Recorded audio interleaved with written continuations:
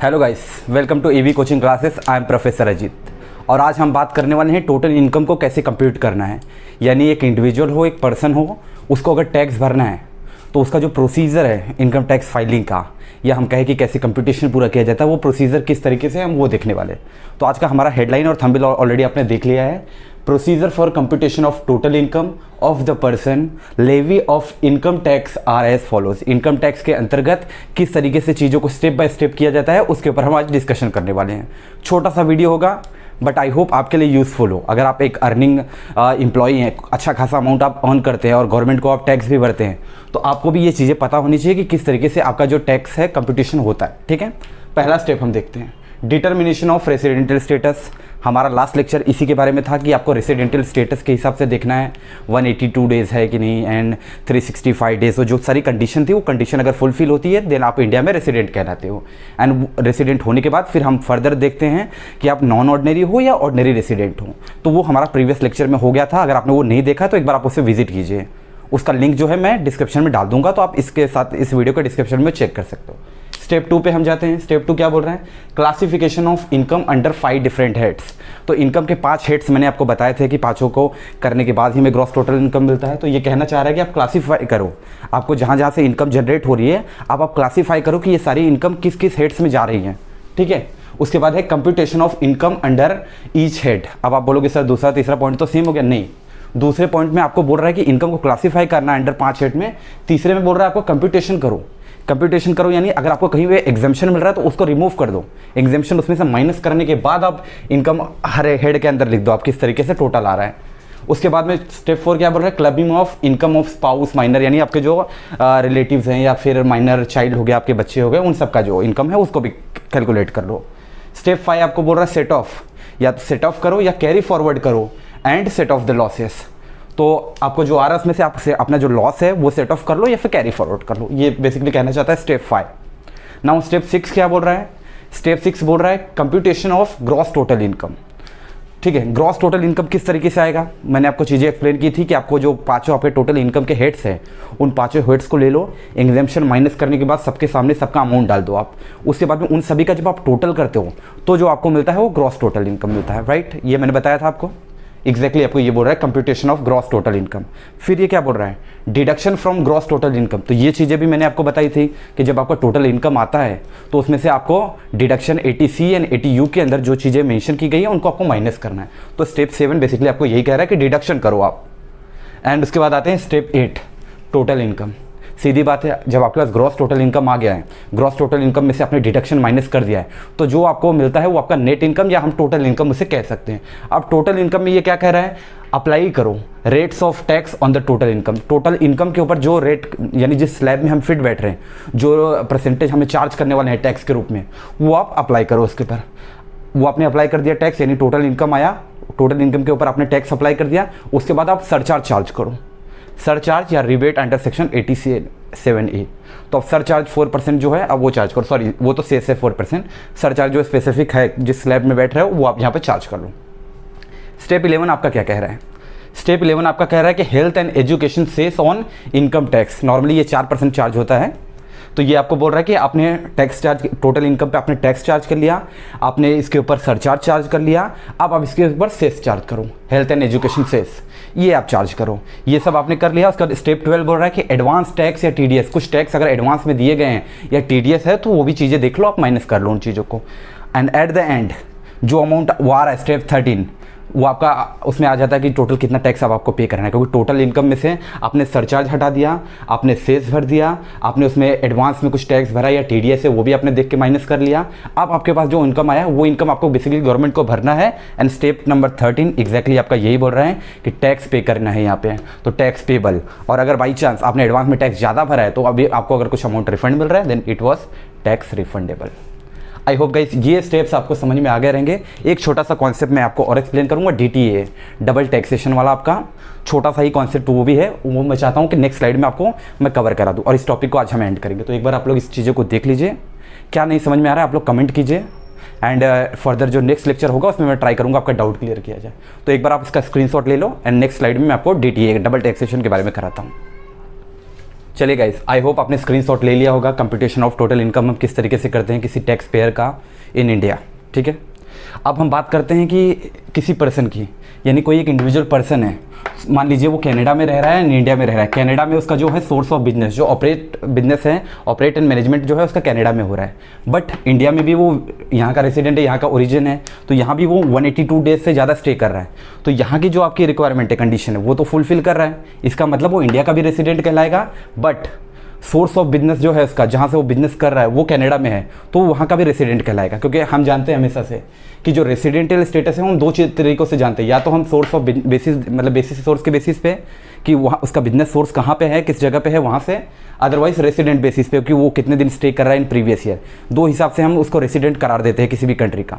तो अब इस केस में क्या हो रहा है, इस केस में ये पर्सन कनाडा का भी रेसिडेंट हो रहा है, इंडिया का भी रेसिडेंट हो रहा है। तो अब दोनों ही गवर्नमेंट उससे पैसे मांग रही है, तो आपको क्या लगता है कि उसको दोनों ही, कनाडा गवर्नमेंट को भी पैसे पे करने चाहिए और इंडियन गवर्नमेंट को भी पे करने चाहिए?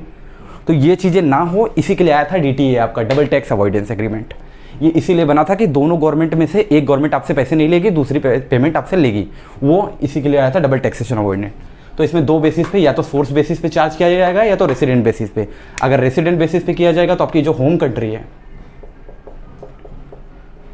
आपकी जो होम कंट्री है वो चार्ज करेगी, और अगर सोर्स बेसिस पे देखा जाएगा तो आप जिस भी कंट्री में, XYZ कंट्री में जहाँ पे आप आपका बिजनेस रन कर रहे हो, ऑपरेट कर रहे हो, मैनेज कर रहे हो, वहाँ पे आप पे करोगे। और इसी के लिए डबल टैक्सेशन अवॉइडेंस करने के लिए ही लोगों को टिन दिया जाता है। टिन का अर्थ है tax payer identification number. Tax payer identification number जब हम जाके पोर्टल पे डालते हैं तो हमें पता चलता है कि आप किस कंट्री में टैक्स पे कर रहे हैं। तो टिन, ये फुल फॉर्म लास्ट ईयर आपको पूछा था एग्जाम में। एंड इसके अलावा डबल टैक्सेशन अवॉइडेंस, छोटा सा था कॉन्सेप्ट, बस आपको माइंड में ये चीज़ ध्यान रखनी है कि दो कंट्री में टैक्स ना भरना पड़े। इसी चीज़ को अवॉइड करने के लिए DTA आया था, डबल टैक्सेशन अवॉइडेंस एग्रीमेंट, और टिन आप समझ गए हो। ठीक है, आई होप गाइस आपने कंप्यूटेशन ऑफ टोटल इनकम का प्रोसेस देख लिया। DTA छोटा कॉन्सेप्ट था, इसलिए मैंने सोचा कि 1-2 मिनट में ये भी कवर कर लिया जाएगा। एंड इसके अलावा अब जब हम फर्दर नेक्स्ट लेक्चर करेंगे, क्योंकि अभी तक जो हमारे 3-4 लेक्चर हुए हैं उसमें मैंने आपको पूरा बेसिक टैक्स क्लियर कर दिया है, यानी अगर आप 11 से टैक्स पढ़ रहे हो डिग्री तक तो वो ऑलमोस्ट कवर हो गया है। अब हम इसके आगे जब करेंगे तो अब मैंने 5 हेड्स बता दिए, अब उन हेड्स को मैं डिटेल में आपको कराऊंगा, और उसमें से सबसे ज़्यादा इंपॉर्टेंट जो होगा वो ओवरऑल, जब टोटल हम इनकम टैक्स की बात करेंगे तब। अब मैं इसको आपको पूरा रिबेट का प्रोसेस समझाऊंगा, आपको डिडक्शन कराऊंगा, एग्जेम्पशन का पूरा लिस्ट मैं आपको कराऊंगा। इसके बाद टैक्स रेट का जो आपका स्लैब्स है वो स्लैब मैं पूरा करवाऊंगा आपको नेक्स्ट लेक्चर से। अभी तक का हमने जो किया सब कुछ बेसिक किया है, तो आई होप अभी तक आप लोगों को समझ में आ गया होगा। और इसके साथ मेरे जो पुराने टैक्स के लेक्चर हैं सबका जो लिंक है मैं डिस्क्रिप्शन में डाल दूंगा, एक बार आप जरूर विजिट कीजिएगा। एंड फर्दर जब हम नेक्स्ट लेक्चर में मिलेंगे तो आई होप आपका सब बेसिक क्लियर होगा एंड हम अपना एक स्टेप ऊपर जा सकते हैं। ठीक है guys, that's it for today, thank you guys, stay tune. तो चलिए दोस्तों, आज हम बात करने वाले हैं 115 BAC के अंदर गवर्नमेंट ने क्या हमें न्यू स्लैब रेट दी है। तो आज टाइम बिना वेस्ट किए हुए थोड़ा सा, क्योंकि छोटा सा एक पॉइंट है ये, मैं इसलिए स्पेसिफिक एक लेक्चर इसके लिए लेना चाहता था। लास्ट लेक्चर में मैंने आप लोगों को बताया कि इंडिविजुअल और HUF के लिए जो tax slab rate income tax department ने बनाया है उसमें उसके अंदर किस तरीके से है। जैसे मैंने 2.5 लाख तक नील बताया था एंड नेक्स्ट 2.5 लाख तक आपको 5% बताया था, उसी तरीके से। तो एक असेसी के पास ये राइट है, या तो आप जो नॉर्मल वाला इंडिविजुअल HUF वाला है जिसमें मैंने एज वाइज आपको सेपरेट किया था, या तो आप उसके हिसाब से इनकम टैक्स को भरें। अगर आप उसके हिसाब से नहीं भर रहे तो आपके पास एक दूसरा ऑप्शन आता है। तो every assessee is having option under 115 BAC। इसके बारे में मैंने लास्ट में थोड़ा सा एक्सप्लेन किया था प्रीवियस लेक्चर में, but today we will see on a brief level. ठीक है, अब 115 BAC में न्यू स्लैब रेट क्या बोला गया है कि अगर आप 2.5 लाख से 5 लाख तक अर्न करते हो तो आप 5% टैक्स भरोगे। कितना? 2.5 लाख से 5 लाख तक। वहाँ पे क्या था, 2.5 लाख तक नील था, अगेन 2.5 लाख पे 5%। तो कहीं ना कहीं ये तो सेम हो गया। तो सेम है, तो आगे देखिए, आगे थोड़ा सा चेंज आपको मिलेगा। 5 लाख टू 7.5 लाख तक अगर आप अर्न कर रहे हो तो आपको 10% भरना पड़ेगा। वहाँ पे नेक्स्ट 5 लाख की बात हुई थी, यहाँ पे 7.5 लाख तक ही है। तो 5 लाख टू 7.5 लाख 10% आपको टैक्स भरना पड़ेगा। 7.5 से आप 10 लाख नेक्स्ट जाते हो तो 15%। 10 लाख टू 12.5% 20 हो गया, और 12.5 से आपका 25 हो गया। एंड उसके 15 के ऊपर यानी 15 के ऊपर अगर आप जा रहे हो तो आपको जो टैक्स रेट है वो 30% में कैलकुलेट होता है। ठीक है, अब इसका बेनिफिट एक असेसी किस तरीके से उठा सकता है, तो उसके लिए यहाँ बोला गया है at the time of filing the income tax return. जब आप इनकम टैक्स रिटर्न एंडिंग में फाइल करते हो, चाहे आप एक सैलरीड पर्सन हो या आप एक नॉन सैलरीड पर्सन हो, आपको ये ऑप्शन मिलता है जिसको कहा जाता है ऑप्शन आउट। जिसके अंदर सैलरीड पर्सन की बात हो रही है, नॉन सैलरीड पर्सन की बात हो रही है। इस न्यू स्लैब रेट को लेने के लिए टैक्स पेयर को क्या भरना पड़ता है, फॉर्म नंबर 10 IE को भर के इनकम टैक्स डिपार्टमेंट को सबमिट करना पड़ता है। तो अब यहाँ पे जाके आपको ये बेनिफिट मिलता है। एक बार आप इसका देख लीजिए, इसको आप एक बार इसका स्क्रीनशॉट ले लो। उसके बाद मैं इसको रफ़ कर रहा हूँ और अभी मैं रफ़ करके आपको प्रीवियस जो मैंने लेक्चर में आपको एक इंडिविजुअल का स्लैब रेट बताया था वो, और ये जो 115 BSc के अंदर मैंने बताया ये, इन दोनों को एक एग्जाम्पल की मदद से मैं आपको समझाता हूँ। तो मैं यही खड़ा हूँ, आप लोग एक बार सिर्फ इस पार्ट का अभी के लिए स्क्रीनशॉट ले लो, ताकि आपको पता रहना चाहिए कि फॉर्म नंबर 10 IE जब हम फिल करेंगे वो भी कब फिल करना है, जब आप इनकम टैक्स रिटर्न फाइल कर रहे हो उस समय इस फॉर्म को भर के आपको इनकम टैक्स डिपार्टमेंट को सबमिट करना है, जिसे ऑप्शन आउट कहा जाता है। इसके अंदर हमारे पास ऑप्शन होता है, इधर हम जैसा इंडिविजुअल HUF वाले जो age criteria wise slab rate है वो हम लें, या 115 BSc के अंदर हमें जो टैक्स स्लैब रेट दिया गया है वो लें। इन दोनों में क्या कौन सा लेंगे, हायर वाला? नहीं ना, तो जी हाँ बिल्कुल हायर वाला हमें नहीं लेना है, क्योंकि हमें तो टैक्स गवर्नमेंट को पे करना है ना। तो हम हायर वाला क्यों लेंगे, अपने पैसे का नुकसान हम खुद ही करेंगे नहीं ना। तो इन दोनों में जो लोअर होगा वो हम लेंगे। तो अभी आप लोगों ने आई होप इसका स्क्रीनशॉट ले लिया होगा। मैं इसको थोड़ी देर के लिए रफ कर रहा हूँ, ठीक है गाइस। और यहाँ पे मैं आपको इंडिविजुअल वाला भी पार्ट ले लेता हूँ।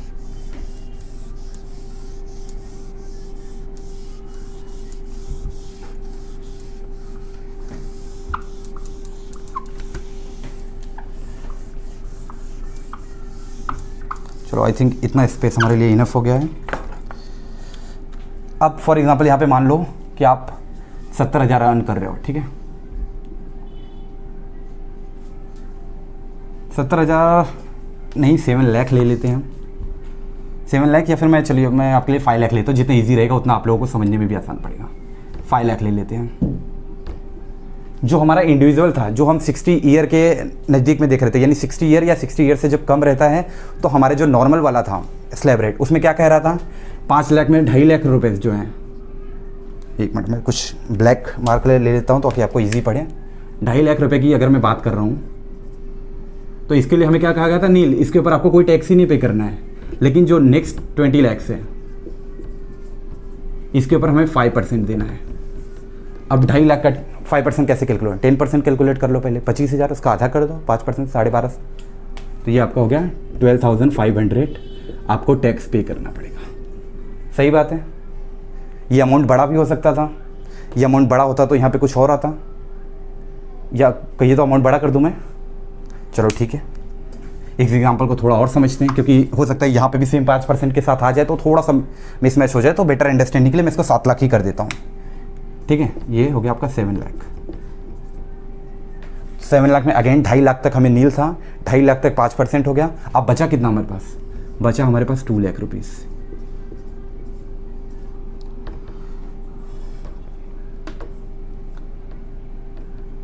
और इसके ऊपर हम 20% चार्ज कर रहे हैं। मैं इंडिविजुअल की बात कर रहा हूँ, ठीक है।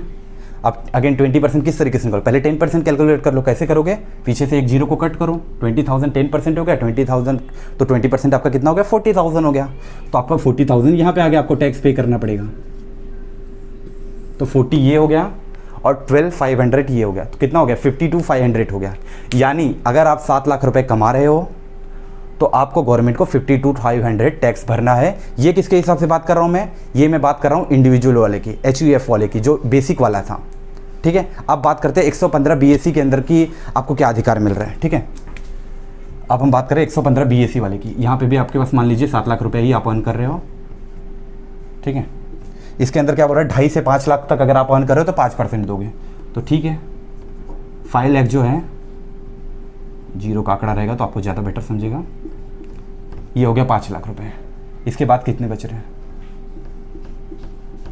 2 लाख बच रहे हैं, ठीक है। तो यहाँ ये क्या बोल रहा है, 2.5 से अगर 5 लाख तक आप अर्न कर रहे हो तो उसके ऊपर पहले आप 5% दे दो। 5% यानी इसका कितना हो गया,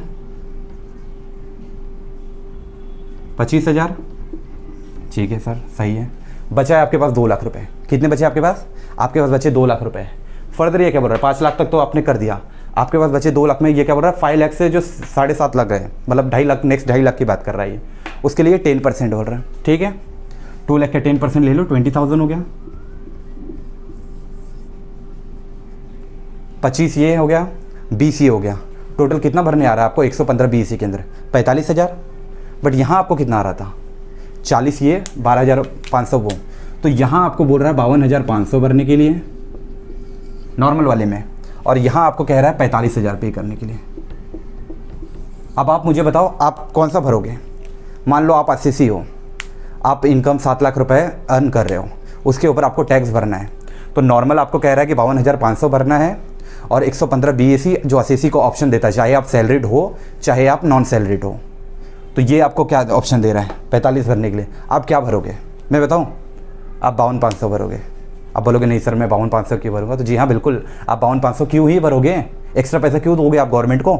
आप चुनोगे 45,000 ही, विच इज़ लोअर। तो 115 बीएसी हमेशा लोअर ही होता है, मैंडेटरी मतलब भाई हमेशा ये लोअर। किसी किसी केस में अगर ये लोअर नहीं होता है तो आप दूसरा ऑप्शन चुन लेते हो, क्योंकि अगर आप 60 की एज वाले क्राइटेरिया में, जो इंडिविजुअल मैंने पहले लेक्चर में आपको कराया था, अगर आप 60 वाली एज में यानी 60 के नीचे हो तब तो ये आपके लिए बेनिफिट है, तब तो लोअर है। बट जैसे जैसे आप सीनियर सिटीजन क्राइटेरिया में चले जाते हो ना, तो 115 बीएसी एक्चुअल में आपके लिए बेनिफिट नहीं होता है, तब नॉर्मल वाला आपके लिए बेनिफिट आ जाता है, क्योंकि कहीं ना कहीं आपको 7-8 लाख तक तो वैसे ही नील मिल जाता है सीनियर सिटीजन में, और यहाँ पे तो आपको स्टार्टिंग से चार्ज कर रहा है, यहाँ कोई एज क्राइटेरिया नहीं है। तो 115 बीएसी बेनिफिशियल भी है in some cases like senior citizen, उसमें बेनिफिशियल नहीं है, उसमें नॉर्मल वाला आपका बेनिफिशियल। तो आई होप आप समझ गए 115 बीएसी के अंदर क्या स्लैब रेट है, क्या फॉर्म आपको भरना है, कहाँ आपको सबमिट करना है और कब करना है ये, और कौन से पर्सन इसे अप्लाई कर सकते हैं। ये 115 बीएसी के अंदर मेन मोटिव था जो मैं आपको बताना चाहता था। इसी बहाने प्रीवियस लेक्चर में भी जो हमने बिलो द 60 बात की उसका भी एक रिवीजन हो गया कि 2.5 लाख तक नील है, नेक्स्ट 2.5 लाख यानी 2.5 से 5 लाख तक जो है उस पर 5% है, और अगले 5 लाख जो है उसके ऊपर 20%, एंड उसके बाद के जो प्रीवियस हैं 30% हम उस पर देंगे। ये हमने बात की 60 के नीचे वालों की, उसका कंपैरिजन में किया 115 बीएसी के साथ में, और हमें डिफरेंस क्लियर पता चल रहा है कि यहाँ पे 45, वहाँ पे 52,500, 7,500 हम क्यों ही एक्स्ट्रा भरे। तो ये था गाइस टोटल। एक बार आप, मैं थोड़ा सा साइड हो रहा हूँ, एक बार आप इसका स्क्रीनशॉट ले लो एंड इसके बाद मैं बात करता हूँ। एक बार आप ले लो स्क्रीनशॉट इसका। ठीक है गाइस, आई होप आपने स्क्रीनशॉट ले लिया होगा। मिलते हैं नेक्स्ट लेक्चर में जहाँ पे मैं बात करूँगा फर्म और कंपनी के टैक्स स्लैब रेट की, और फर्दर हम डिस्कशन करें। तो आज के लिए इतना guys, thank you, that's it for today. बात करने वाले हैं कि एसएससी को जो हम इनकम टैक्स हमने कैलकुलेशन देख लिया था, उसके ऊपर जो हम टैक्स रेट चार्ज करते हैं ना, वो स्लैब कैसे होता है। यानी आज हम खाली इंडिविजुअल का जानेंगे। नेक्स्ट लेक्चर में फर्दर मैं आपको कंपनीज़ के बारे में बताऊंगा, जॉइंट स्टॉक कंपनीज़ के बारे में बताऊंगा, या फर्म के बारे में। अभी आज हम जो टैक्स रेट स्लैब्स की बात करने वाले हैं वो हम बात करने वाले हैं एक इंडिविजुअल की या एचयूएफ की। अच्छा, मुझे कोई ये बताएगा, प्रीवियस लेक्चर में मैंने एक बताया था टैक्सेशन बेनिफिट भी मिलता है इंडिविजुअल और एचयूएफ को, वो कौन सा है? चलिए मैं बताता हूँ, वो टोनेज टैक्सेशन है, और इसका लिंक का डिस्क्रिप्शन में डाल दूंगा आपको, एक बार आप जाके वहाँ पे देख लीजिएगा। तो इनको टोनेज टैक्सेशन का बेनिफिट भी मिलता है। अब इनका जो टैक्स रेट का स्लैब है वो किस तरीके से कैलकुलेट होता है वो एक बार देखते हैं हम। लेकिन इसमें भी कैसा आप लोगों के लिए 3 क्राइटेरिया बांटा गया है। एक है आपका बिलो 60 ईयर्स, यानी आपकी एज जो है ना 60 ईयर से कम है तो आपके लिए ये टैक्स रेट आता है, एंड 60 से 80 के बीच में अगर हैं आप तो ये स्लैब रेट आपके लिए आता है, और 80 या 80 से ज़्यादा जब आप होते हैं, जो कि रेयरली होता है आजकल के टाइम पर, तो हम इसको फॉलो करते हैं। अब वो क्या है एक बार हम जानते हैं। जैसे इंडिविजुअल के लिए यहाँ पे अगर 60 से बिलो यानी 60 से अगर कम है तो हमें क्या बोल रहा है कि अगर हम 2.5 लाख रुपए तक कमा रहे हैं, यहाँ पे मैं ईयरली इनकम की बात कर रहा हूँ, नॉट मंथली। तो अगर ईयरली इनकम हम 2.5 लाख रुपए कमा रहे हैं तो नील है, इसके ऊपर हमें कोई टैक्स नहीं भरना है। बट नेक्स्ट जो 2.5 लाख होगा उसके ऊपर हम 5% देंगे। अब यहाँ पे हम क्या एग्जाम्पल समझ सकते हैं। फॉर एग्जाम्पल अगर आपकी इनकम समझो 4 लाख रुपये हैं, तो ये क्या कहना चाह रहा है, 4 लाख में जो 2.5 लाख रुपये हैं ये क्या है, नील है, इसके ऊपर आपको कोई टैक्स नहीं भरना है। लेकिन 4 लाख में से 2.5 गए तो आपके पास कितने बच रहे हैं, 1.5 लाख बच रहे हैं। तो ये जो 1.5 लाख रुपए आपके पास हैं उसके ऊपर आप 5% टैक्स आपका कैलकुलेट होगा, इस तरीके से कहना चाह रहा है। ठीक है, तो 2.5 लाख तक अगर है तो नील है, 2.5 लाख के अगर ऊपर थोड़ा जा रहा है और 5 लाख के अंदर है तो आपको 5% भरना है। 5 लाख से क्रॉस हो रहा है यानी ऑन द नेक्स्ट 5 लाख तो उसके ऊपर आपका 20% हो रहा है, एंड जो बैलेंस अगर बच रहा है तो 30 लाख। अब एक एग्जाम्पल मैं समझाता हूँ जिसमें ये मैं सारी चीज़ें कवर कर लेता हूँ आपकी। ठीक है, फॉर एग्जाम्पल मान लो आपकी जो इनकम है ना 55 लाख से, यानी जो आपकी ईयरली इनकम है 55 लाख है। अब इसको हम क्या कर रहे हैं, 4 ग्रुप में बांट दे रहे हैं। 55 लाख, ठीक है, 2.5 लाख तक आपको नील है, तो ठीक है 2.5 लाख तक हमें नील है। उसके बाद में क्या बोल रहा है, ये अगले 2.5 लाख के ऊपर आपको 5% चार्ज कर रहा है। अगेन ठीक है, यहाँ इसके ऊपर 2.5 लाख के ऊपर 5% चार्ज होगा। अगले 5 लाख के ऊपर हमें 20% चार्ज होगा। अगेन ठीक है, यहाँ पे हमें 20% चार्ज करेगा। अब जो बैलेंस बच रहा है तो 55 में से हमारा कितना चला गया, 2.5, 5 और 5, 10 लाख हमारे चले गए। तो हमारे पास बचा कितना, हमारे पास बचा 45 लाख रुपीज़। एंड उसके ऊपर हमारा टैक्स रेट जो चार्ज होगा वो 30% होगा। इस तरीके से हमें जो है टोटल हमें टैक्स भरना कितना है वो आ जाएगा। तो अब आप लोग समझ गए, ये 55 लाख अगर एग्जांपल के थ्रू 55 लाख हम कमा रहे हैं तो 2.5 लाख के ऊपर नील है। ये मैं बात कर रहा हूँ 60 ईयर के नीचे वालों की, और हम बात कर रहे हैं इंडिविजुअल की, तो उसके लिए ये स्लैब रेट है। फर्दर टोटल टैक्स एक बार हम कंप्यूट कर लेते हैं तो अगेन उसमें आपका सरचार्ज आता है जो कि नॉर्मली 10% होता है, बट फॉर्म और कंपनी के केसेस में वो अमाउंट चेंज हो जाता है। एंड लेटर ऑन उसमें हम हेल्थ एंड एजुकेशन सेस जो कि 4% ऑलरेडी डिसाइडेड है वो हम इसके अंदर ऐड कर लेते हैं। बट उसके लिए मैं एक सेपरेट क्लास लूँगा जिसमें मैं आपको कंप्यूटेशन ऑफ टोटल इनकम के साथ में ये सारी चीज़ों को टैक्स को ऐड करके दिखाऊंगा।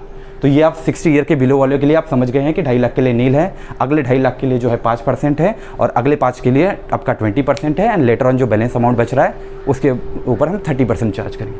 अब अगर आपकी एज 60 के ऊपर है और 80 से कम है, यानी you are belonging to between 60 to 80 years के आप एज क्राइटेरिया में आ रहे हो, तो क्या कह रहा है ये कि तब आपका जो 3 लाख रुपए तक है, यानी आप 0 से 3 लाख तक कमा रहे हो तो ये नील है। अब थोड़ा सा गौर करना, यहाँ पे क्या कह रहा था, 2.5 लाख तक नील है। अगर 2.5 लाख के ऊपर मैं आ जाऊँगा, अगर 3 लाख में यहाँ पे कमाता तो क्या होता, 2.5 लाख तक नील होता, बाकी 50,000 पे मुझे 5% चार्ज करते। बट यहाँ क्या कह रहा है, 3 लाख तक नील है, एंड अगले 2 लाख उसके ऊपर 5%, एंड नेक्स्ट जो 5 लाख है उसके ऊपर 20%, बैलेंस अमाउंट 30%। अगेन आपको सेम क्राइटेरिया के वाइज में डिवाइड करना पड़ेगा। ये आपकी बात करता है बिटवीन 60 to 80 ईयर्स की जिनकी एज है उसके लिए। अब 80 ईयर्स के ऊपर वालों की, जो कि रेयरली आजकल होता है, इसमें क्या बोल रहा है कि 5 लाख तक अगर आप कमा रहे हो तो नील है, आपको कुछ नहीं भरना है गवर्नमेंट को।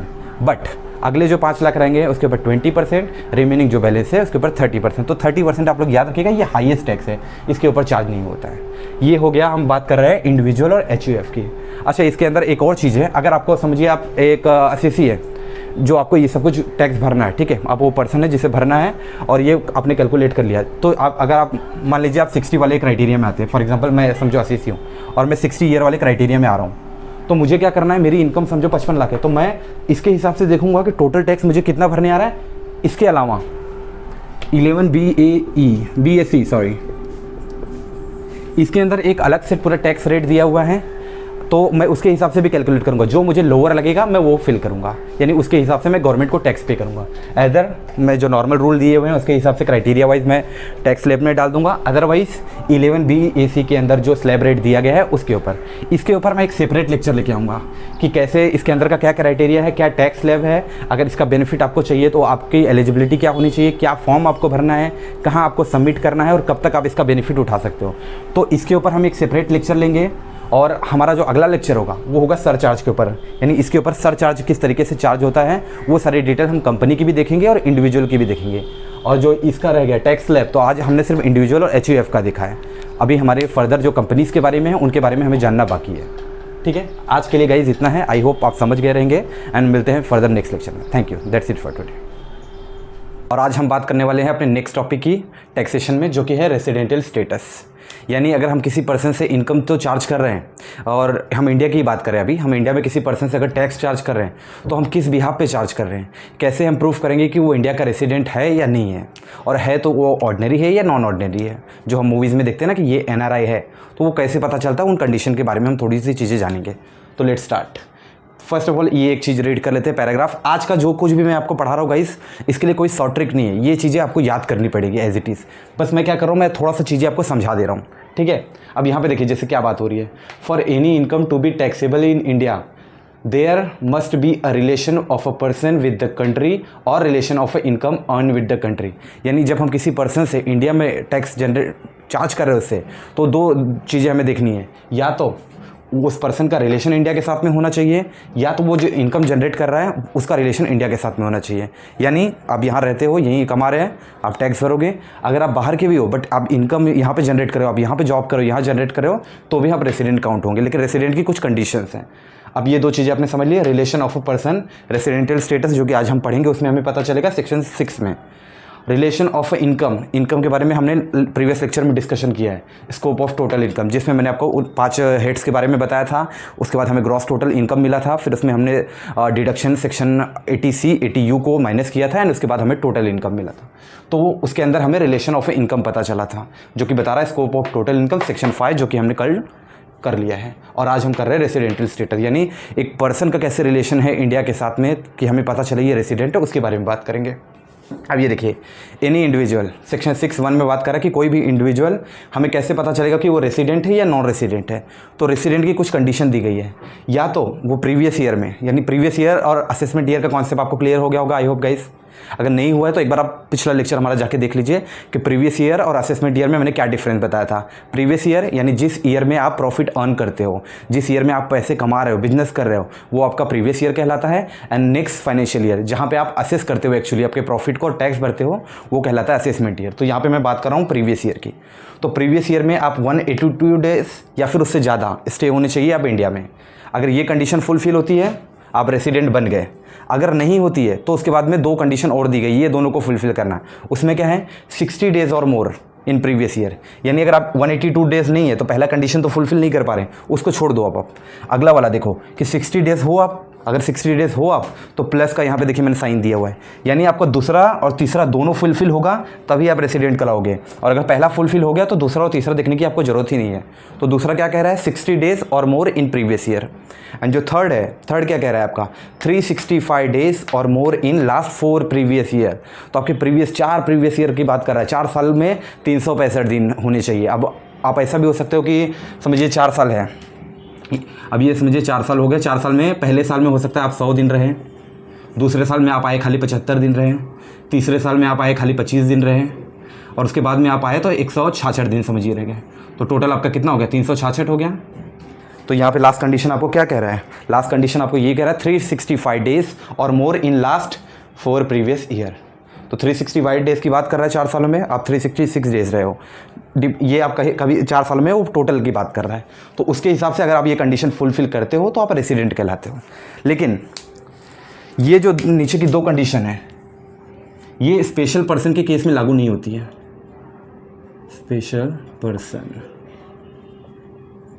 स्पेशल पर्सन के केस में ये दोनों चीज़ें लागू नहीं होती, यानी ये दोनों आप फॉलो नहीं करते हो। अब वो स्पेशल पर्सन क्या है वो मैं आपको इस स्लाइड के बाद बताऊंगा। बट अभी आपको समझ में आ गया कि एक इंडिविजुअल को हम रेसिडेंट कैसे है और नॉन रेसिडेंट कैसे है, ये हमें पता चल गया। अब मान लीजिए वो रेसिडेंट है, तो वो रेसिडेंट है तो अभी हमें फर्दर देखना है कि वो रेसिडेंट ऑर्डिनरी रेसिडेंट है या नॉन ऑर्डिनरी रेसिडेंट है। तो अब रेसिडेंट में ऑर्डिनरी रेसिडेंट की कुछ कंडीशन दी हुई है। पहला है resident in at least 2 previous year out of 10 preceding previous year, यानी आपके 10 पिछले साल के 10 प्रीवियस ईयर में से एटलीस्ट जो उसका 2 ईयर है उसमें वो रेसिडेंट होना चाहिए। अब वो 2 साल में कैसे रेसिडेंट होगा, तो रेसिडेंट की कंडीशन यही रहेगी।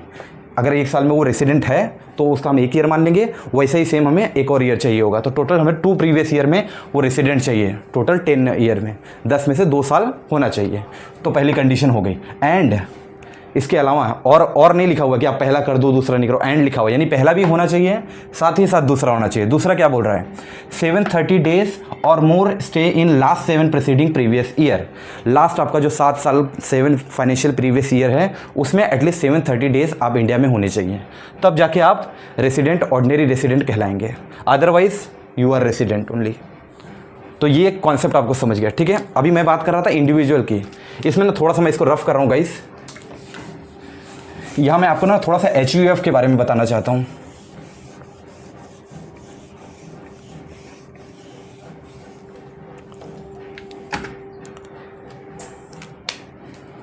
हम HUF का केस देख रहे हैं, हिंदू अनडिवाइडेड फैमिली का। इस केस में क्या देखा जाता है, control and management, control and management को देखा जाता है, ठीक है। अब कंट्रोल एंड मैनेजमेंट 2 टाइप में हो सकते हैं, या तो होली या फिर partly in India, partly in India. या तो दूसरा हो सकता है कि होली आउटसाइड इंडिया, पूरा का पूरा जो है आउटसाइड इंडिया है। तो अगर ये पूरा ही आउटसाइड इंडिया है तब तो ये क्लियर नॉन रेसिडेंट बन गया। बट अगर ये होली पूरा का पूरा या पार्टली इंडिया में ही इसका कंट्रोल एंड मैनेजमेंट है, तो ये हमारा क्या कहलाएगा, ये हमारा रेसिडेंट इन इंडिया कहलाएगा, रेसिडेंट हमारा कहलाएगा ये। अब इस केस में हमें कैसे पता चलेगा कि ये ऑर्डिनरी है या नॉन ऑर्डिनरी है, तो HUF का हेड कौन कहे होता है, हिंदू अनडिवाइडेड फैमिली का जो हेड होता है उसे हम क्या कहते हैं, कर्ता कहते हैं। क्या कहते हैं हम उसे कहते हैं कर्ता। तो हमें कंट्रोल एंड मैनेजमेंट से हमें ये पता चल जाएगा कि वो रेसिडेंट है या नॉन रेसिडेंट है। अगर हमें पता चल गया रेसिडेंट है तो जो इसका हेड होता है कर्ता की रिक्वायरमेंट हम यहाँ पे देखेंगे कि कर्ता जो है रेसिडेंट है 2 प्रीवियस ईयर आउट ऑफ 10, अगर वो है उसके साथ में 730 डेज वो लास्ट 7 प्रीवियस ईयर में रह रहा है यहाँ पे, अगर ये दोनों कंडीशन कर्ता फुलफिल करता है तो फिर ये जो आपकी HUF है हिंदू अनडिवाइडेड फैमिली, वो रेसिडेंट ऑर्डिनरी रेसिडेंट में काउंट होगी। तो यानी आपको रेसिडेंट के लिए तो आपको कंट्रोल एंड मैनेजमेंट देखना है, लेकिन अगर आपको ऑर्डिनरी रेसिडेंट देखना है तो आपको उसका हेड यानी कर्ता का आपको रिक्वायरमेंट फुलफिल करना पड़ेगा। ये HUF का केस होता है। और एक मेन इंपॉर्टेंट चीज़ आप एग्जाम पॉइंट ऑफ व्यू से याद रखिएगा, रेसिडेंट ऑर्डिनरी और ये वाला जो कॉन्सेप्ट है ना, ये सिर्फ 2 ही जगह पर फॉलो होता है, एक इंडिविजुअल पे और या फिर HUF पे। बाकी जो कंपनीज़ हैं बाकी लोगों पे ये फॉलो नहीं होता, उनके केस में हम खाली रेसिडेंट देखते हैं। मैं थोड़ा सा रफ करके आपको वो चीज़ भी यहीं पे समझा देता हूँ मैं, फिर हम नेक्स्ट स्लाइड पे चलेंगे कि स्पेशल पर्सन क्या होता है, जो कि हमने नीचे देखा।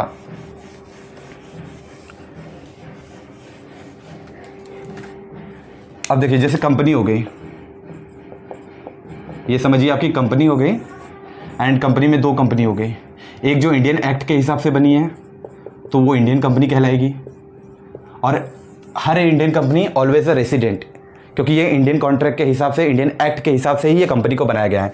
दूसरी होती है जो फॉरेन के एक्ट के हिसाब से बनाया गया होता है, जिसको हम फॉरेन कंपनी बोल सकते हैं। तो जो कंपनी इंडियन कंपनी है, इंडिया के एक्ट के हिसाब से बना है, तो वो तो हमें नो डाउट, हमें सोचना ही नहीं उसके बारे में, हमें उसे रेसिडेंट बोल ही देना है, क्योंकि वो इंडिया के रूल के हिसाब से बनाई गई है, इंडिया के एक्ट के हिसाब से बनाई गई है। बट वो कंपनी जो फॉरेन एक्ट के हिसाब से बनाई गई, यानी वो फॉरेन कंपनी है एक तरीके से, तो उस केस में हम क्या देखेंगे, उस केस में अगेन हम देखेंगे कंट्रोल एंड मैनेजमेंट, कि कंट्रोल एंड मैनेजमेंट अगर होली या पार्टली इंडिया में है तो वो रेसिडेंट कहलाएगा, अगर होली आउटसाइड इंडिया है तो नॉन रेसिडेंट कहलाएगा। और इस केस में हम ऑर्डिनरी या नॉन ऑर्डिनरी नहीं देखेंगे, क्योंकि मैंने ये चीज़ आपको मेंशन कर दी ऑलरेडी कि सिर्फ हम इंडिविजुअल और हिंदू अनडिवाइडेड फैमिली के केस में ही ऑर्डिनरी और नॉन ऑर्डिनरी देखेंगे, अदरवाइज बाकी सब केसेस में हम सिर्फ रेसिडेंट या फिर नॉन रेसिडेंट देखेंगे। तो ये चीज़ें आपको, आई होप ये कॉन्सेप्ट आपको क्लियर हो गया होगा। एक बार आप इसका स्क्रीनशॉट ले लीजिए, एंड फर्दर नेक्स्ट स्लाइड में मैं आपको बताता हूँ कि स्पेशल पर्सन क्या होता है, क्योंकि मैंने आपको यहाँ बताया ना, ये 2 जो कंडीशंस हैं ये स्पेशल पर्सन के केस में रिक्वायरमेंट नहीं होती, यानी ये उसको फॉलो नहीं करती है। अब क्यों फॉलो नहीं करती है, स्पेशल पर्सन क्या है, वो चीज़ें मैं आपको बताता हूँ, बट आप एक बार इसका स्क्रीनशॉट ले लो गाइस।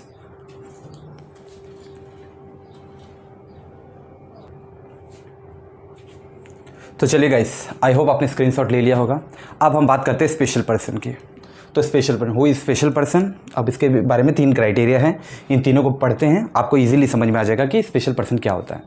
पहला लाइन क्या बोल रहा है हमें, any individual who has left India, कोई इंडिविजुअल है जिसने इंडिया को लेफ्ट किया, बट क्यों, for taking up any business और प्रोफेशन और एम्प्लॉयमेंट आउटसाइड इंडिया। अब वो इंडिविजुअल जो इंडिया छोड़ के गया है, या तो वो अपना बिजनेस स्टार्ट करा है, या कोई प्रोफेशन वहाँ उसने ज्वाइन किया हुआ है, या कुछ एम्प्लॉयमेंट के कारण जा रहा होगा। दूसरी चीज़ देखते हैं, दूसरा कंडीशन क्या बोल रहा है, any individual who is citizen of India, India का सिटीजन तो है, of a person of India origin, Indian origin भी है, यहीं की मतलब पैदाइश है, उसको हम कह सकते हैं कि यहीं का पैदा हुआ बंदा है वो, and having a business profession employment, जो कि हमने ऊपर देखा आउटसाइड इंडिया है, यहाँ पे भी आउटसाइड इंडिया था, पर्सन इंडिया का था, वो बाहर गया था, यहाँ पे इंडियन ओरिजिन का ही बंदा है एंड आउटसाइड इंडिया गया है, and he come for India visit, वो यानी इंडिया वो आया है विजिट के लिए। और जब मैं बात करता हूँ ओरिजिन की, तो ओरिजिन की बात करता हूँ, यानी हो सकता है उसके माता पिता इंडिया के हैं और अभी वो फॉरेन में हो, तो कहीं ना कहीं वो इंडियन ओरिजिन में ही काउंट होता है। तो और वो वहाँ फॉरेन में क्या कर रहा है, उसका कुछ प्रोफेशन है, बिजनेस है, वो इंडिया विजिट के लिए आ रहा है। तो दूसरी कंडीशन में बात यहाँ पे सिर्फ विजिट की जा रही है।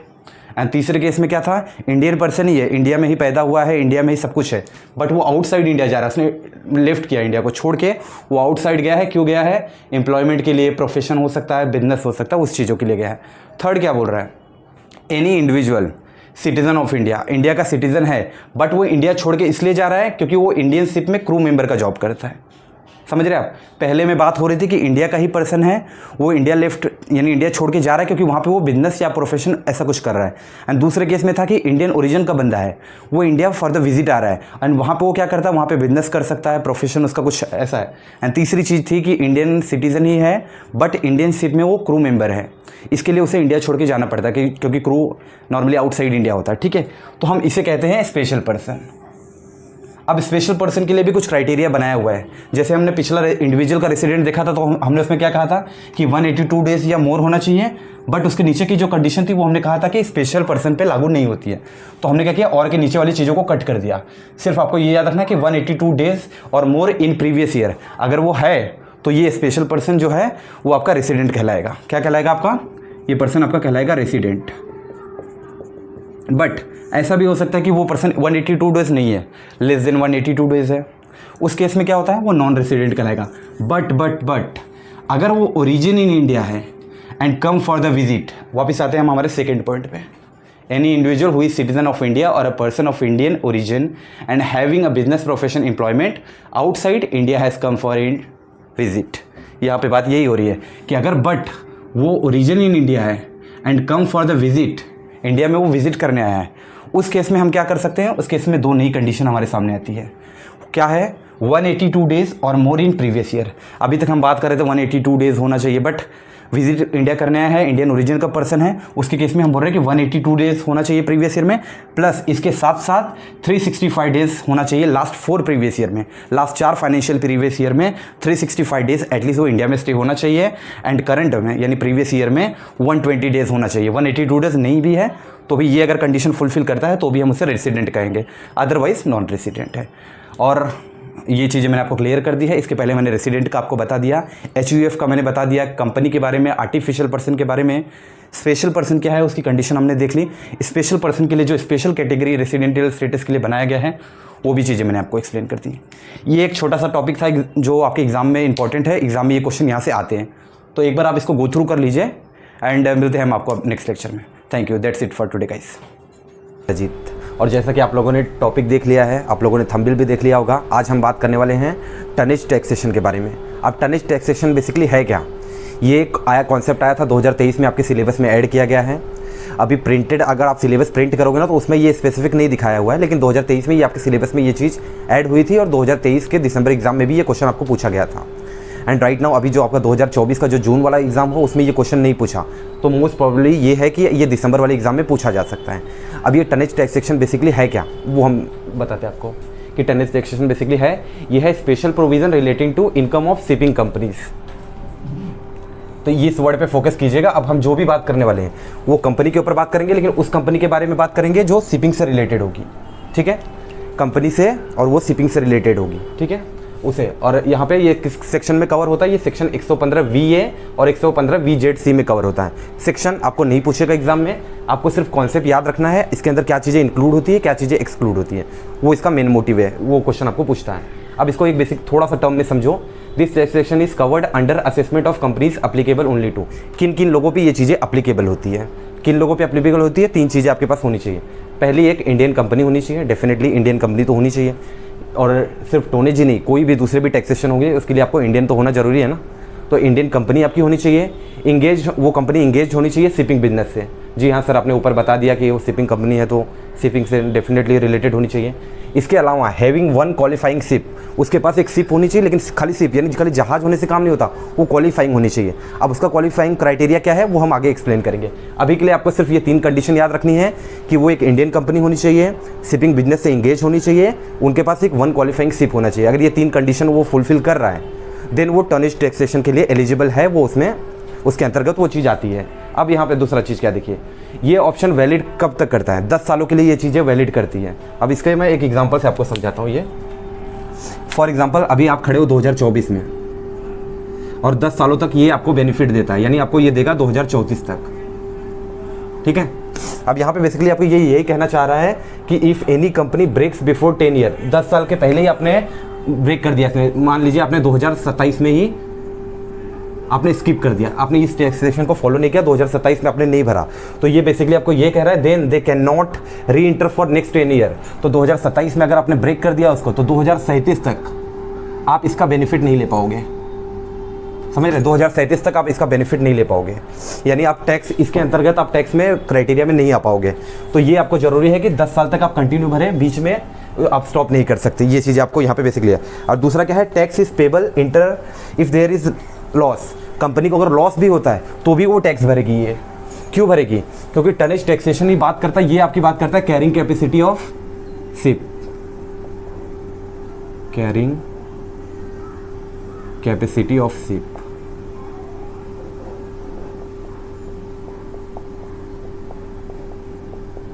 यानी बेसिकली इसके अंतर्गत क्या है, नॉर्मली हम क्या करते हैं, एक बिजनेस जब प्रॉफिट कमाता है तो उससे टैक्स डिडक्ट किया जाता है। लेकिन इसमें ऐसा नहीं है, इसमें प्रॉफिट का या लॉस का कोई लेना देना ही नहीं है टैक्स से।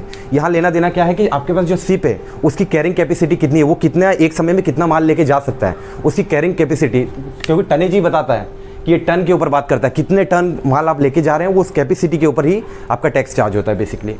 ठीक है। और दूसरी चीज़, ये अब ऑप्शन में आपको रिलेट करूँगा 10 साल वाला।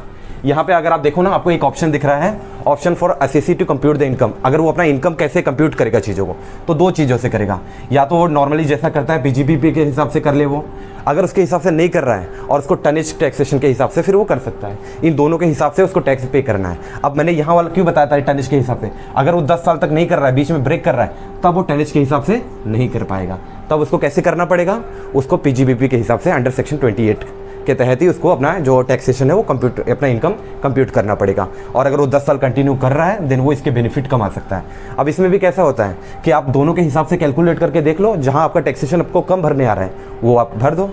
लेकिन मोस्टली तो टनेज टैक्सेशन में आपको कम ही भरने के लिए आता है। बट इन एनी केस, जैसा मैंने आपको बताया, अगर आप कंटिन्यू नहीं करते हो तो फिर अगले 10 साल तक आप इसके लिए एलिजिबल ही नहीं हो, तो फिर आपको पीजीबीपी के हिसाब से भरना पड़ेगा, चाहे वो कितना ही ज़्यादा क्यों ना आए। तो ये चीज़ आपको याद रखनी है कि एसएससी कैसे कंप्यूट करता है अपनी इनकम को।